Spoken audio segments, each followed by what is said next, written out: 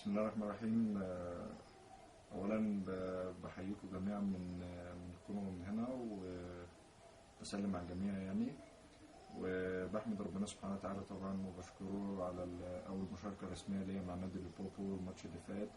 طبعا أنا بعد وصول البطاقة الدولية مباشرة يعني دخلت ال 18 دلوقتي حوالي 3 ماتشات. كان المفروض ان الماتش اللي فات كمان كانت تكون بدايتي، لكن كان حصل يعني تغييرات اضطرارية من المدرب، تغييرين ورا بعض. لكن بحمد ربنا سبحانه وتعالى للماتش اللي فات ان احنا اخذنا ال3 نقط، والحمد لله كان ليا تواجد قوي جدا يعني في الفترة القصيرة اللي انا لعبتها.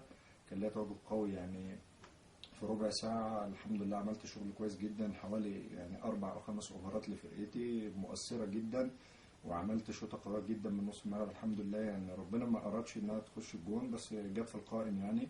فبتمنى من ربنا إن شاء الله ربنا يكلل مجهودي دوت، ويكون لي تواجد قوي إن شاء الله في ماتش القمة اللي جاي، ماتش الديربي يعني زي ما بيقولوا، زي أهلي وزمالك عندنا في مصر. هيكون إن شاء الله ماتش يوم الأربع، يوم 16 مع مازيمبي.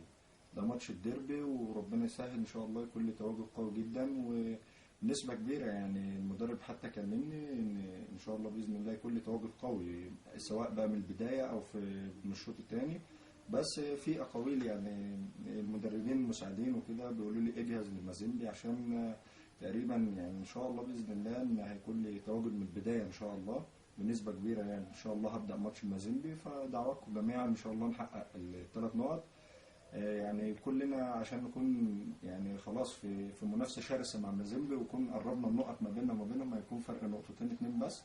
فربنا المستعان ان شاء الله، ودعواكم جميعا. وان شاء الله باذن الله انا بعمل كل جهدي وبعلى بنفسي، يعني بتمرن تمرينات اضافيه مع نفسي عشان اعلى بمستواي، وربنا يسهل ان شاء الله. ربنا المستعان على كل شيء، والحمد لله فضل ربنا سبحانه وتعالى. بشكره تاني على مشاركتي وعلى أدائي، وإن شاء الله مزيد من الأفضل إن شاء الله المرحلة اللي جاية. وشكرا.